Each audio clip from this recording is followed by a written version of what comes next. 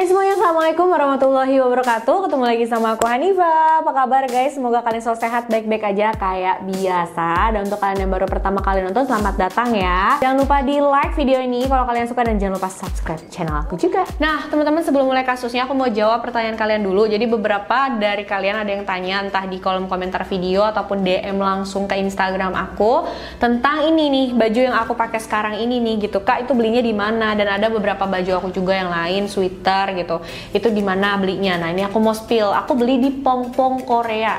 Jadi dia ini adalah jasa titip barang-barang di Korea ya guys. Dan ini official ya, ini official guys. Jadi bahannya juga bagus banget, adem dipakainya, dan ya dicuci dulu, aku cuci berkali-kali tapi nggak pudar gitu, warnanya awet banget. Untuk kalian yang mau order bisa lewat akun Shopee-nya, Tokopedia, ada Instagramnya juga, dan sekarang bahkan dia tuh udah punya channel YouTube. Jadi langsung dikunjungin channel YouTube-nya, karena di channel YouTube-nya itu dia mereview barang-barang yang ada yang dia jual itu gitu guys.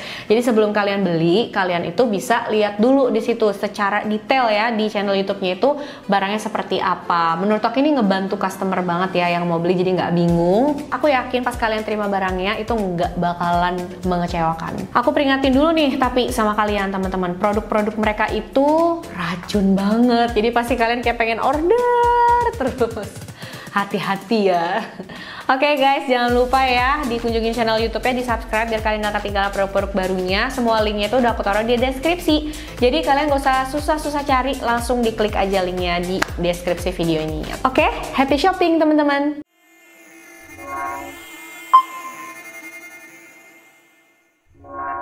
Oke guys, hari ini aku mau bahas satu kasus yang berhubungan dengan salah satu aplikasi kencan yang pasti kalian udah tahu lah, yaitu Tinder. Ayo, siapa dari kalian yang suka pakai aplikasi Tinder untuk mencari jodoh, cari pasangan, cari teman? Ya memang nggak semua sih ya orang-orang yang ketemu lewat aplikasi kencan kayak gini terus berakhir buruk. Ada juga yang pacaran sampai lama, terus akhirnya mereka menikah dan bahagia sampai punya anak. Ada. Tapi pastinya harus hati-hati banget kan ya teman-teman, jangan sampai kayak kasus satu ini. Kasusnya ini lumayan booming, terjadi pada tahun 2017, jadi belum begitu lama. Bahkan persidangannya itu baru selesai di tahun 2021. Super parah dan serem banget sih kasusnya menurut aku. Jadi gimana sih cerita lengkapnya? Penasaran? Langsung aja yuk kita bahas.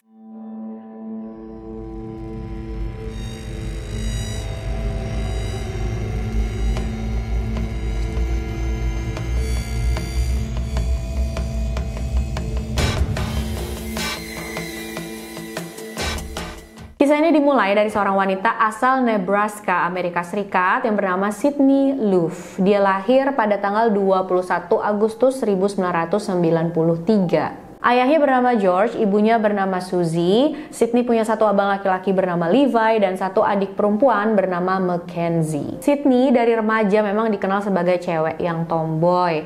Dia paling suka beraktivitas di luar, apalagi sepedaan pada saat musim dingin. Sydney juga akrab banget dengan kedua saudaranya. Mereka sering main bareng, mancing bareng ayahnya. Di masa remajanya, Sydney join ke tim basket di SMA-nya. Selain itu, Sydney juga main golf. Pokoknya dia suka banget olahraga deh guys. Sayangnya pada saat remaja itu juga Sydney didiagnosis menderita skoliosis. Info aja nih ya guys, dari yang aku cari tahu sih, skoliosis itu adalah kelainan tulang belakang, dan ini membuat Sydney jadi nggak bisa berjalan seperti biasa, nggak bisa beraktivitas seperti biasa, dan ini juga nggak bisa olahraga terlalu banyak. Ini hal yang pastinya membuat Sydney sangat-sangat terpukul, apalagi memang kesukaannya dia adalah olahraga guys, tapi tiba-tiba dia punya penyakit yang bikin dia nggak bisa olahraga. Jadi ya bisa dibayangin lah ya kayak gimana perasaannya, sedihnya kayak apa. Tapi Sydney nggak mau putus asa, dia terus menjalani hidupnya dengan semangat. Dia selalu bersyukur, bahagia bersama keluarganya. Bahkan semenjak itu Sydney jadi lebih dekat lagi dengan keluarganya guys. Setelah lulus SMA di tahun 2011, Sydney bekerja sebagai kasir di kota North Fork, masih di negara bagian Nebraska juga guys. Sydney dikenal sebagai pekerja keras, dia karyawan yang teladan, bahkan dia tuh sering dapat bonus dari bosnya sebagai apresiasi karena sudah bekerja dengan baik. 2 tahun kemudian, Sydney minta ke bosnya untuk dipindahkan ke toko lain yang ada di kota Lincoln. Kenapa?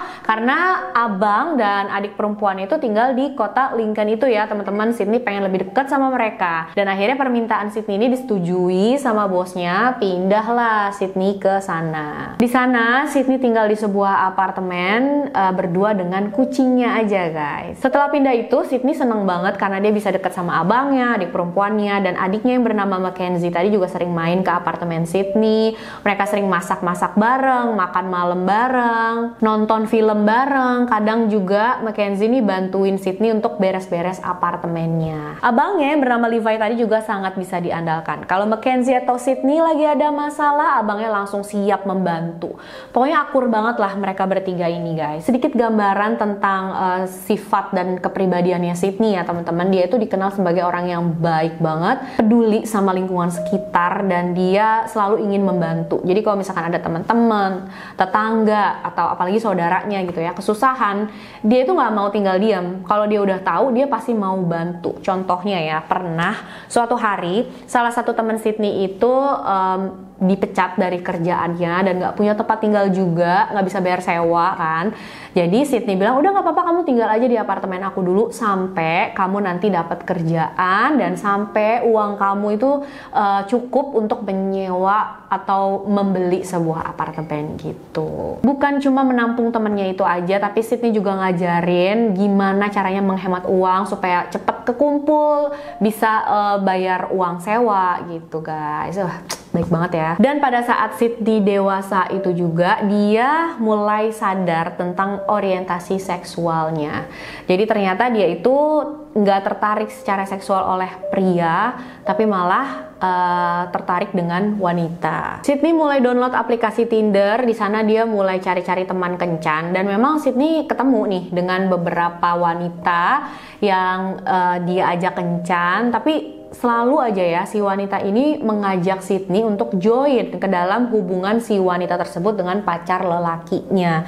Dan Sydney nggak suka, dia nggak mau kayak gini guys. Sydney tuh maunya memang hubungan yang berisi cuma 2 orang aja, dia dan si wanita tersebut, nggak mau yang bertigaan begitu. Sampai akhirnya pada November 2017, saat itu Sydney berumur 24 tahun, akhirnya dia bertemu dengan seorang wanita di aplikasi Tinder itu yang bernama Audrey. Pas lihat fotonya Audrey di profil Tindernya, Sydney langsung seneng banget guys, karena menurut Sydney, Audrey itu adalah tipe dia banget. Mereka janjian kencan pada tanggal 14 November tahun 2017 itu. Kencan pertama mereka itu berjalan lancar, dan setelah ketemuan dengan Audrey, Sydney langsung cerita nih sama temen yang lain, aduh aku seneng banget deh, aku habis kencan sama wanita yang imut banget katanya. Setelah kencan yang pertama ini, mereka berdua memutuskan untuk kencan lagi besoknya. Dan karena Sydney ini takut banget kejadiannya seperti sebelum-sebelumnya, wanita yang dia kencani malah ngajak dia join ke hubungan dengan pacar lelakinya gitu ya guys. Akhirnya Sydney ngomong dulu nih ke Audrey sebelum mulai kencan kedua,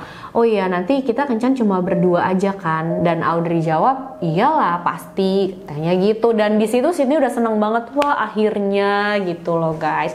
Bahkan Sydney juga sebelum pergi kencan ngomong dulu sama temennya yang lain, aku suka banget nih sama Audrey ini, aku berharap banget dia nggak punya pacar. Pada hari H sebelum pergi kencan, Sydney itu sempat foto selfie dulu, diupload ke Snapchat, dan di postingannya itu dia kasih caption ready for my date. Sayangnya guys, setelah itu nggak pernah ada kabar lagi dari Sydney. Keesokan harinya, yaitu di tanggal 16 November 2017, Sydney nggak masuk kerja dan dia nggak kasih kabar apapun.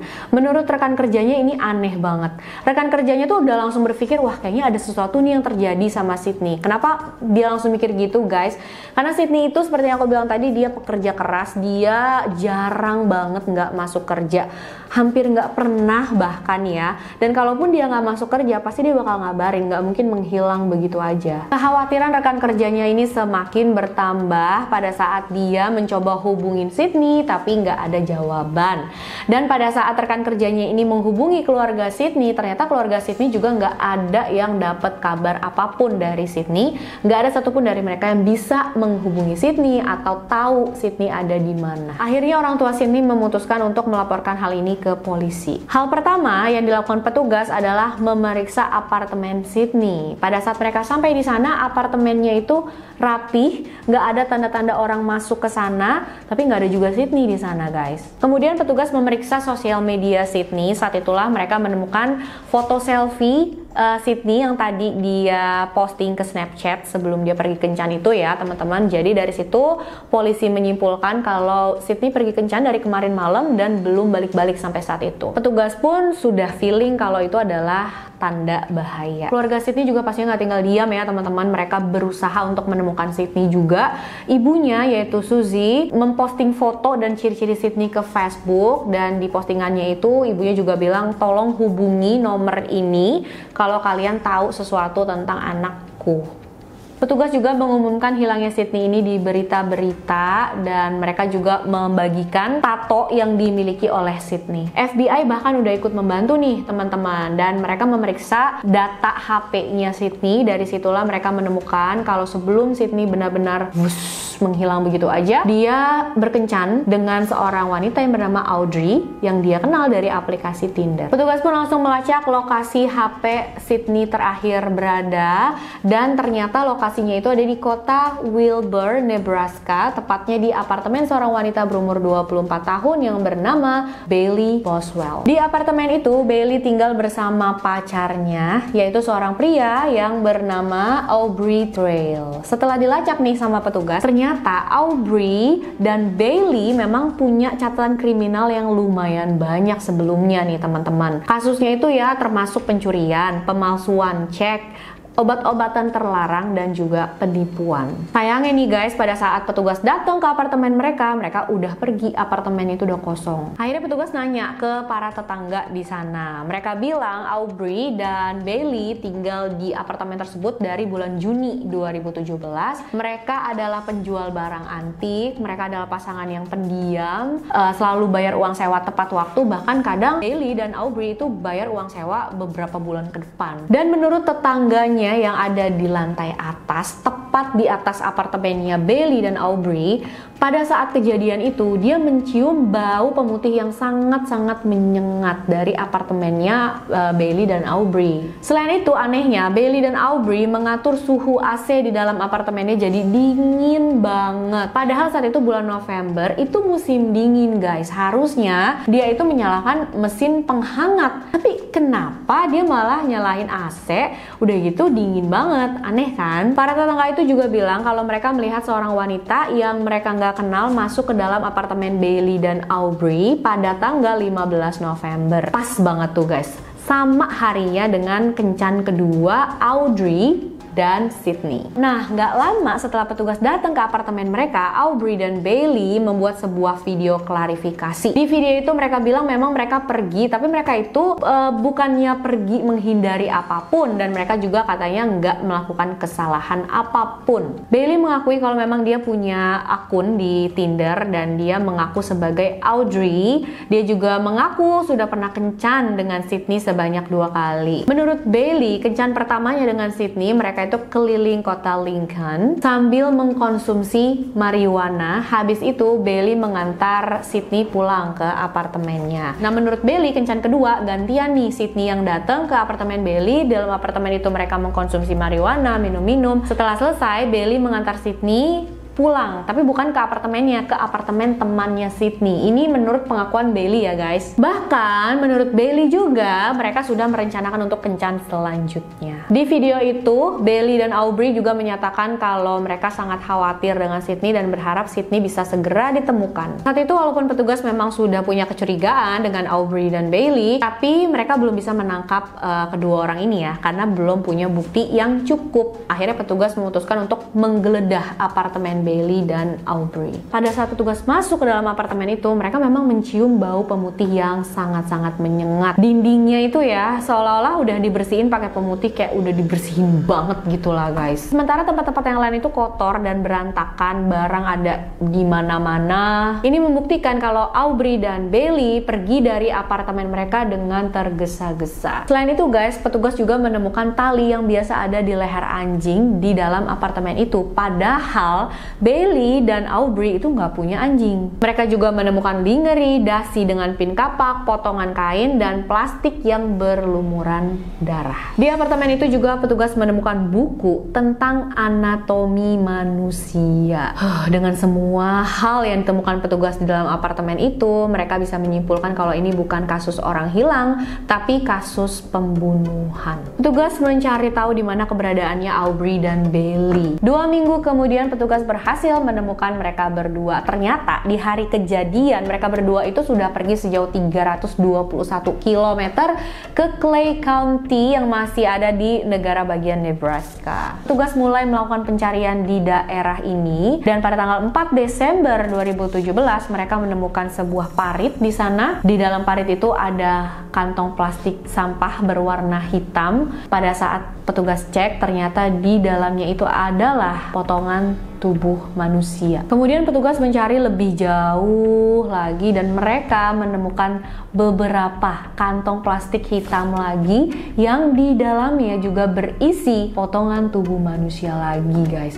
Mereka menemukan plastik-plastik itu di sepanjang jalan yang dilalui oleh Bailey dan Aubrey. Total ada 13 kantong plastik yang ditemukan dan di salah satu bagian tubuh itu ada tato khas milik Sydney. Jadi saat itu sebenarnya petugas sudah kayak tahu, oh ini memang sepertinya Sydney nih. Tapi untuk meyakinkan lagi, untuk lebih memastikan, mereka melakukan autopsi, pengecekan DNA segala macamnya ya oleh tim forensik, teman-teman. Dan secara yakin mereka bisa mengkonfirmasi kalau jasad yang ditemukan tersebut benar milik Sydney. Penyebab kematiannya adalah dicekik dan sebelum meninggal, Sydney sempat melakukan perlawanan karena ada luka-luka di bagian wajahnya, tangannya, dan di beberapa bagian tubuh lainnya. Petugas medis juga bilang kalau tubuh Sydney itu dimutilasi menggunakan gergaji besi. Manual gitu loh guys, bukan gergaji mesin.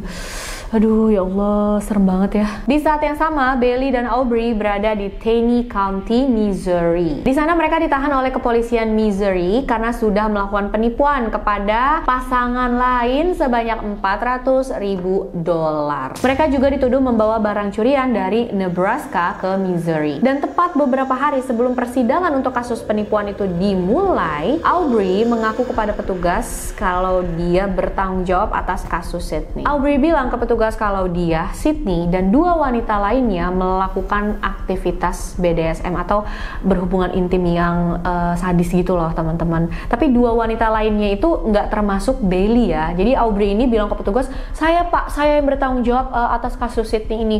Bailey itu sama sekali nggak tahu menau. Aubrey bilang 2 wanita itu sudah dia bayar $150 untuk melakukan aktivitas itu. Menurut Aubrey, Sydney itu dengan sukarela melakukan aktivitas ini, suka sama suka katanya teman-teman. Nah pada saat melakukan hubungan ini, Aubrey bilang dia sempat mencekik Sydney beberapa kali dan yang terakhir dia mencekik terlalu keras sampai nggak sengaja dia malah membunuh Sydney. Karena ini dia panik, jadi akhirnya dia memutuskan untuk memutilasi dan menyembunyikan tubuh Sydney. Aubrey lagi-lagi bilang sama petugas, semua ini aku yang melakukan. Bailey sama sekali nggak ikut campur ya Pak, dia cuma bantuin aku untuk ngebersihin tembok pakai pemutih dan membantu menyembunyikan jasad Sydney. Pada saat petugas bilang sama Bailey, Bailey juga mengaku hal yang sama. Iya Pak, saya nggak ikut campur sama sekali, saya nggak ikut-ikutan. Pada saat mereka melakukan hal itu, mereka di kamar, sedangkan saya tiduran di sofa ruang tamu. Petugas pastinya nggak mau percaya begitu aja ya dengan pernyataan mereka, jadi petugas melakukan penyelidikan lebih lanjut lagi. Nah pada saat itulah petugas menemukan SMS dari Sydney ke temannya yang bilang dia nggak mau ya kalau berhubungan bertiga gitu, jadi dia cuma pengen berdua aja. Dan Sydney memang sudah beberapa kali menolak hubungan seperti ini. Jadi pernyataannya Aubrey yang tadi bilang Sydney melakukan hubungan tersebut dengan sukarela, dengan suka sama suka, itu nggak masuk akal banget. Dan juga nggak ada bukti sama sekali yang menunjukkan kalau ada orang lain yang sempat datang ke apartemen mereka. Jadi dari bukti-bukti yang ada, petugas bisa tahu kalau di apartemennya Aubrey dan Bailey cuma ada mereka bertiga, Aubrey, Bailey, dan Sydney aja. aja. Ada banyak juga bukti yang menunjukkan kalau Bailey bukan sekedar saksi atau ngebantuin ngebersihin aja, tapi dia juga pelakunya. Karena mereka berdua nih, Aubrey dan Bailey, itu terekam CCTV lagi beli segala macam peralatan untuk melakukan mutilasi kepada Sydney, guys. Jadi nggak mungkin banget kan kalau saat itu Bailey nggak tahu. Rekaman CCTV itu cuma beberapa jam sebelum kejadian aja. Dan karena semua buktinya sudah kuat, akhirnya mereka berdua didakwa atas pembunuhan tingkat 1, konspirasi untuk melakukan pembunuhan dan pembuangan sisa-sisa jasad manusia. Aubrey mengaku bersalah atas tuduhan pembuangan sisa-sisa jasad manusia, dan dia mengaku tidak bersalah atas 2 tuduhan lainnya. Walaupun pada saat diinterogasi dia udah mengaku ya guys. Sedangkan Bailey mengaku tidak bersalah atas semua tuduhan. Persidangan mereka diadakan secara terpisah dimulai pada Juni 2019, dan di persidangan itu ada 3 wanita yang bersaksi, dan kesaksian 3 wanita ini benar-benar memberatkan Aubrey dan juga Bailey. Jadi 3 wanita ini ya guys mengaku kalau mereka juga pernah mengalami hal seperti Sydney, tapi ya mereka nggak sampai dihabisi. Identitas 3 wanita ini dirahasiakan untuk privasi dan keamanan mereka. Ketiga wanita ini bilang mereka pertama kali kenal dengan Bailey lewat aplikasi Tinder juga guys. Nah pas kenalan nih sama Bailey, sama ya seperti Sydney, diajakin ketemuan. Pas ketemuan itu tiba-tiba Aubrey muncul. Terus Bailey bilang ini adalah sugar daddy sekaligus pacarnya Bailey, dan Bailey bilang sama wanita-wanita itu, ini sugar daddy ini atau pacar saya ini akan membiayai kalian 150 sampai 200 dolar per minggu, dengan imbalan wanita tersebut mau melakukan hubungan intim dengan Aubrey dan Bailey, kayak bertiga gitu guys. Dan mereka bertiga ini sebenarnya bukan secara sukarela juga, karena mereka diancam kalau mereka nggak mau, mereka udah sampai nih di apartemennya, ya mereka tuh bakalan disiksa gitu. Dan saat mereka pergi pun mereka diancam, kamu mau pergi kemanapun akan kami ikuti dan akan kami tangkep, kami siksa kalau kalian melawan kami gitu. Dan itu bukan cuma omong kosong ya teman-teman, karena sempat ada salah satu wanita itu yang berusaha pergi tapi ditangkap sama Aubrey dan Bailey, berhasil ditemukan, dibawa ke apartemennya, dikurung di apartemen itu, disiksa juga, dan mereka tetap harus melakukan hubungan itu. Dan kalian tahu apa teman-teman, ketiga wanita ini bilang pada saat mereka berhubungan malah yang paling sering menyiksa itu adalah Bailey. Bahkan Bailey juga sering ngomong sama ketiga wanita ini kalau dia pengen banget menyiksa seseorang sampai meninggal. Nah, pada awal November 2017 itu, salah satu di antara ketiga wanita ini berhasil lolos. Jadi dia pergi kabur langsung ke kota lain dan gak berhasil ditemukan oleh Aubrey dan Bailey. Karena itulah mungkin ya, Aubrey dan Bailey cari korban selanjutnya, yaitu Sydney. Akhirnya dengan semua bukti yang udah kuat dan kesaksian dari ketiga wanita ini, jadi Aubrey dan Bailey akhirnya dinyatakan bersalah atas pembunuhan pada Sydney. Aubrey dijatuhi hukuman 50 tahun penjara untuk tuduhan konspirasi, ditambah 2 tahun hukuman penjara untuk pembuangan sisa-sisa manusia. Sedangkan untuk Bailey ya teman-teman, ada satu fakta mengejutkan lagi yang terungkap pada saat persidangan. Ternyata Bailey ini sudah punya suami, bahkan sudah punya anak. Dia punya 1 anak perempuan yang berusia 7 tahun saat itu. Jadi aku benar-benar nggak habis pikir, kok bisa-bisanya ya dia punya anak perempuan tapi melakukan ini sama wanita lain. Dan luar biasanya lagi nih teman-teman, pada saat persidangan itu Bailey memanfaatkan anaknya untuk mendapatkan hukuman yang lebih ringan. Jadi dia memohon, menangis kepada hakim, meminta jangan dihukum lama-lama ya Pak, saya jangan dikasih hukuman berat, jangan dikasih hukuman mati, jangan dikasih hukuman seumur hidup, karena saya masih harus mengurus anak saya. Gimana anak saya kalau nggak ada saya gitu. Tapi permohonannya ini ditolak oleh hakim ya teman-teman. Pada Juli 2021 Bailey diberikan hukuman mati. Ya kalau memang dia memikirkan kebaikan anaknya atau nasib anaknya gimana, harusnya dia pikirkan itu sebelum melakukan kejahatannya ya guys. Kalau dia sudah melakukan ya dia harus mempertanggungjawabkan gimana pun itu. Karena Sydney ini kan juga anak perempuan dari seseorang kan ya. Bener-bener kasus yang miris, tragis, sadis, semuanya campur aduk ya. Pokoknya kalian yang suka kenalan lewat online harus hati-hati banget ya guys, jangan cepet percaya percaya. Jangan mau langsung ketemuan, apalagi di tempat yang sepi kalau kalian baru kenal. Harus bener-bener dipastiin dulu deh pokoknya ya. Menurut kalian gimana tentang kasus ini guys? Komen ya, aku pengen banget tahu apa pendapat kalian. Setuju gak sih dengan hukuman yang diberikan kepada Aubrey dan Bailey? Makasih udah nonton videonya sampai akhir. Jangan lupa like, subscribe, dan share video ini sebanyak-banyaknya juga, biar makin banyak yang nonton dan aku makin semangat upload videonya. Makasih guys, sampai jumpa di video selanjutnya. Oh iya, untuk kalian yang mau request boleh silahkan kirim DM ya ke Instagram aku, HanifaStory92. Bye bye.